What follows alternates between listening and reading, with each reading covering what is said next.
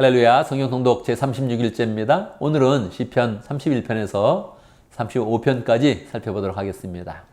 우리는 3일에 걸쳐서 시편 15편을 계속 묵상을 하겠습니다.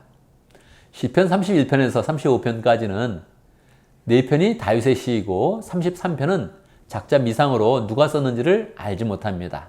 다윗의 시는 우리가 더욱더 신뢰하면서 묵상할 수 있고요.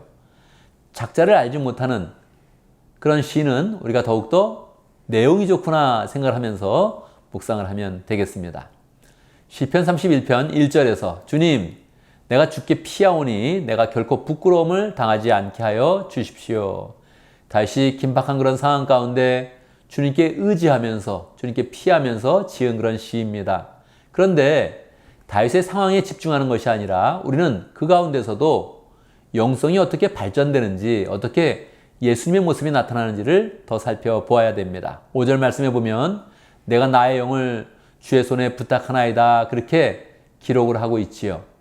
이것은 다윗의 그런 그 마음이지만 예수님께서 십자가 위에서 이 말씀을 하신 것입니다. 나의 영을 주님께 의탁합니다, 그렇게 예수님께서 십자가 위에서 말씀을 하셨죠. 그러니까 다윗은 자기의 긴박한 그런 상황 가운데서도 예수님과 하나 되어서 예수님의 영성을 가지고 예수님에 대한 그런 예언의 말씀을 기록하고 있는 것입니다. 이것이 우리가 시편을 묵상하는 가장 중요한 의미가 되겠습니다. 13절에서도 나를 대적하는 사람들이 함께 모여 내 생명을 빼앗으려고 음모를 꾸밉니다. 정말로 다윗 시대에 그런 일이 있었죠. 사람들이 다윗을 죽이려고 음모를 꾸몄지요. 그런데 이것은 다윗에 대한 그런 이야기도 하지만 예수님에 대한 그런 이야기라는 것입니다. 그래서 우리가 24절까지 이 내용을 메시아에 대한 그런 노래다 이렇게 생각을 하면서 묵상을 하면 좋겠습니다. 32편에서 죄를 용서받는 자의 그런 기쁨을 다윗이 노래하고 있습니다. 다윗이 항상 메시아를 노래한 것이 아니라 어떤 때는 정말로 자기 그런 상황 그 가운데서도 하나님의 은혜를 구하는 그런 노래를 했다는 것을 또 기억을 하면 좋겠습니다. 다윗이 정말 죄 가운데 괴로워하면서 주님께 고백을 하지 않았더니 마음에 큰 그런 괴로움이 있었습니다. 그것을 고백하고 정말 주님께 죄를 숨기지 않고 고백을 했더니 주님께 용서함을 받고 주의 사랑을 크게 느꼈습니다. 이렇게 시편 32편에서 고백을 하고 있습니다. 33편의 그런 그 내용은 저자 미상이라고 했습니다. 작가가 누군지 알지 못합니다. 그러면 우리는 그 내용에 더 중점을 두어서 묵상을 해야 되죠. 1절, 의인들아 너희는 주님을 생각하며 기뻐하여라. 주님에 대한 그런 찬양의 그런 내용이 가득 담겨져 있습니다. 5절, 주님은 정의와 공의를 사랑하시는 분이시다. 22절, 우리는 주님을 기다립니다. 그래서 주님을 높이며 주님을 찬양하며 주의 은혜를 기다리는 그런 내용으로 진행되고 있습니다. 맨 마지막 구절에 주님, 우리에게 주님의 한결같은 사랑을 베풀어 주십시오, 그렇게 고백을 했는데 이것이 모든 그런 믿는 자의 고백이 되어야 한다 하면서 이것을 시편에 넣게 된 것입니다. 그래서 우리는 이 내용을 잘 묵상하면서 우리도 하나님을 잘 찬양하는 사람이 되어야겠습니다. 34편에서는 부제가 담겨져 있습니다. 아비멜렉 앞에서 미친 채 하다가 쫓겨나서 다윗이 지은 시, 이렇게 그렇게 부제가 붙어져 있습니다. 아비멜렉이 누구입니까? 블레셋의 왕입니다.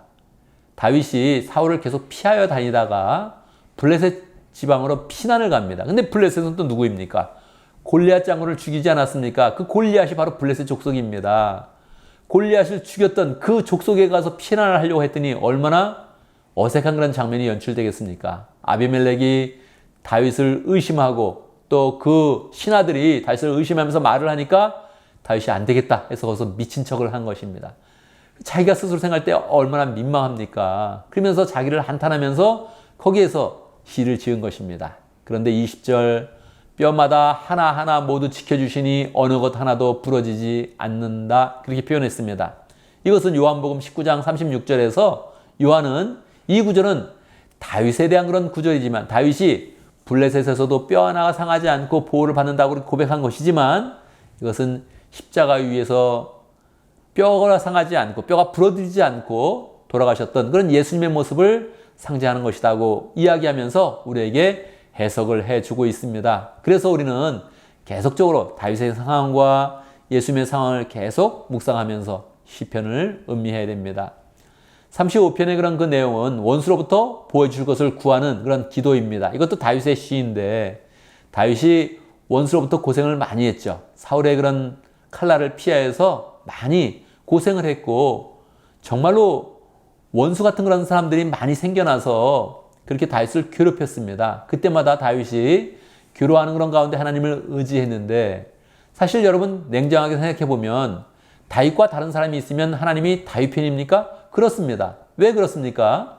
객관적으로 보면 다른 사람 편이 될 수도 있는데 왜 다윗 편이 돼야 됩니까?